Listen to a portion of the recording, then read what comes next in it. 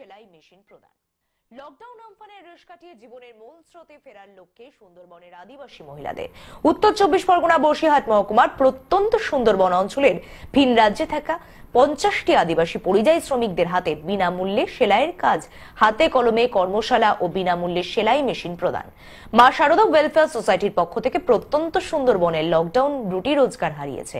আর তেমনি 50টি পরিবারের হাতে 50টি সেলাই মেশিন, কাঁচি, সুতো, এমনকি তারা ওই মেশিন নিয়ে এই করোনার মধ্যে যাতে মাস্ক তৈরি করে পয়সা উপার্জন করতে পারেন তার জন্য দেওয়া হলো এক থান মাস্ক তৈরি করার কাপড়। অন্যদিকে আমফানে ক্ষতিগ্রস্ত ভিন রাজ্য থেকে আসা 50টি পরিবারের হাতে সেলাই মেশিন, সরঞ্জাম সহ তাদের হাতে তুলে দেওয়া হয় মাস্ক ও স্যানিটাইজার। পাশাপাশি হাতে কলমে প্রশিক্ষণের ব্যবস্থাও করেছে এই স্বেচ্ছাসেবী সংগঠন। সন্দেশখালী ন্যাজাটের একটি কমিউনিটি হলে আদিবাসী পরিবারের পাশে এসে দাঁড়ালেন যাতে এই পরিবারগুলো তাদের নিজেদের কর্মসংস্থান করে জীবিকা নির্বাহ করতে পারেন। তার পাশাপাশি অন্য দুস্থ পরিবারকে উদ্বুদ্ধ করতে পারবে বলে মনে করছেন এই সংগঠনের উদ্যোক্তারা।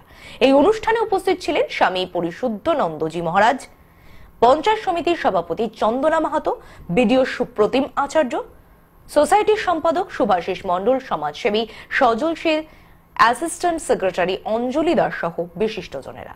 আমফান 2086 আক্রমণে এখানকার মানুষের জীবিকা নেই বললেই চলে। সেখানে দাঁড়িয়ে আমরা ভেবেছি যদি এদের হাতে এই মুহূর্তে সেলাই মেশিনটা তুলে দেওয়া হয়, আমাদের প্রত্যেকের মাস্কটা পরা ভীষণ জরুরি। মাস্কের একটা ডিমান্ড আছে। তারা ঘরে বসে সোশ্যাল ডিস্টেন্সিং মেনটেন করে ঘরে বসে যদি মাস্ক তারা তৈরি করে এবং সেটাকে যদি ঘরে বসেই বিক্রি করে, বাজারে না গিয়ে ঘর থেকেই বিক্রি করতে পারে, তাহলে জীবন জীবিকার একটা সংস্থান তৈরি হয়। তো এই ভেবে আমরা আমাদের donor agency Linde global support সার্ভিসকে আমরা প্রজেক্টটা দিয়েছিলাম, যেটা আমরা 50টা ট্রাইবাল মহিলার হাতে, ট্রাইবাল গ্রুপের মহিলার হাতে আমরা তুলে দিলাম। উত্তর 24 পরগনা থেকে শ্যাম বিশ্বাসের রিপোর্ট, গ্লোব টিভি।